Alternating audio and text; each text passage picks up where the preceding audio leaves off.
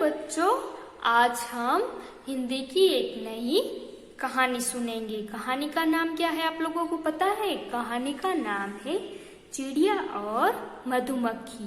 क्या नाम है? कहानी का नाम है चिड़िया और मधुमक्खी। देखो, ये है चिड़िया और ये है मधुमक्खी। इन दोनों की एक सुंदर सी एक कहानी है, तो हम इसे आज सुनेंगे और हम इस कहानी को शुरू करेंगे। हम कहानी यहाँ से स्टार्ट करेंगे। चिड़िया और मधुमक्खी। नहर किनारे अनेक पेड़ थे। क्या था? नहर मीन्स नदी। नदी के किनारे अनेक पेड़ थे। नहर किनारे अनेक पेड़ थे। कुछ पेड़ों पर मधुमक्खियों ने अपने छत्ते बनाए हुए थे। क्या था? नहर के किनारे बहुत सारे पेड़ थे, तो कुछ पेड़ों पर मधुमक्खियों ने अपने छत्ते, अपना वो जो क्या बोलते हैं उसे गुजराती में बोलते हैं पूड़ा, अपना मधुमक्खियों का पूड़ा मीन्स उनकी जाल होती है, तो मधुमक्खियों ने अपने छत्ते बनाए हुए थे।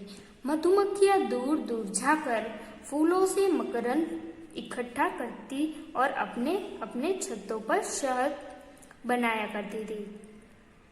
तो मधुमक्खियां क्या करती थी? दूर दूर जाकर बागों से जो फूल होते हैं उसमें से वो जो रस निकलता है वो मकरंद, फूलों से मकरंद, क्या बोलते हैं उसे? मकरंद, वो चूस लेती थी और अपने छत्ते पे आकर वो इकट्ठा करके अपने छत्ते पे आकर उससे शहद मीन्स मम्मी जो हमें घर में मध रखती है, जो क्या है, शहद कैसा होता है? मीठा मीठा होता है और मीठा शक्कर जैसा होता है। तो वो कौन बनाता है? वो मधुमक्खियां बनाती है।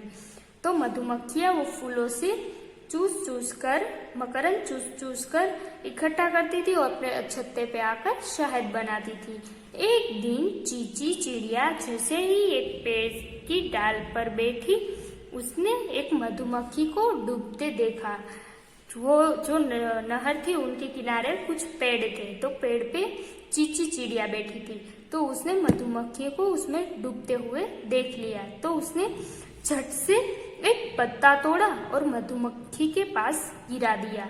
उसने क्या किया? पेड़ से एक पत्ता तोड़ा और मधुमक्खी के पास गिरा दिया। वह मधुमक्खी वह पत्ते पर चढ़कर किनारे तक पहुंच गई। क्या किया? जैसे ही वो चींची चिड़िया ने पत्ता फेंका, तो वो जो मधुमक्खी वो पत्ते पे बैठ गई और किनारे तक पहुंच गई। अपने भीगे पंख को सुखाते हुए उसने चींची चिड़िया को धन्यवाद दिया। क्या किया? वो डूब रही थी तो उनके पंख भीग गए थे, तो पंखों को सुखाते उसने चींची चिड़िया को धन्यवाद किया, थैंक यू किया और आभार किया। वो हम किसी को कोई हमारी हेल्प करता है तो हम इसे बोलते हैं ना, थैंक यू। तो चींची चिड़िया को मधुमक्खी ने धन्यवाद किया, क्योंकि चींची चिड़िया ने मधुमक्खी की जान बचाई। कुछ दिन बाद एक शाम मधुमक्खी ने देखा एक शिकारी चींची चिड़िया पर निशाना साध रहा है। क्या देखा? कुछ दिन बाद एक शाम मधुमक्खी ने देखा एक शिकारी चींची पर निशान साध रहा है। चींची का ध्यान कहीं और था। चींची चिड़िया थी, उनका ध्यान कहीं और था और मधुमक्खी को पता था कि ये शिकारी, चींची चिड़िया का ध्यान कहीं और था और मधुमक्खी को पता था कि वो जो शिकारी हो चींची चिड़िया पर निशान साध रहा है।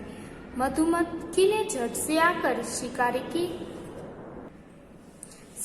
की नाक पर डंक मार दिया। क्या किया?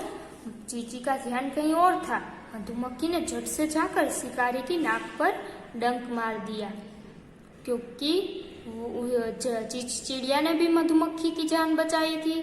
तो मधुमक्खी ने आज चींची चिड़िया की जान बचाई, क्योंकि शिकारी उसके शिकार में था और चींची की चिड़िया का ध्यान कहीं और था।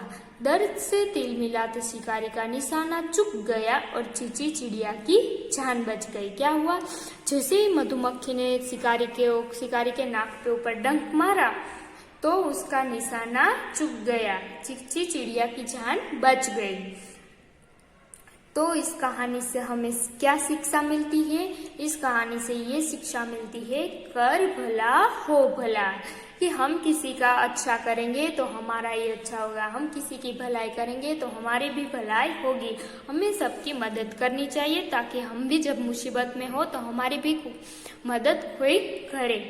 तो आप लोगों को ये कहानी को पढ़ना है और याद करना है। Thank you.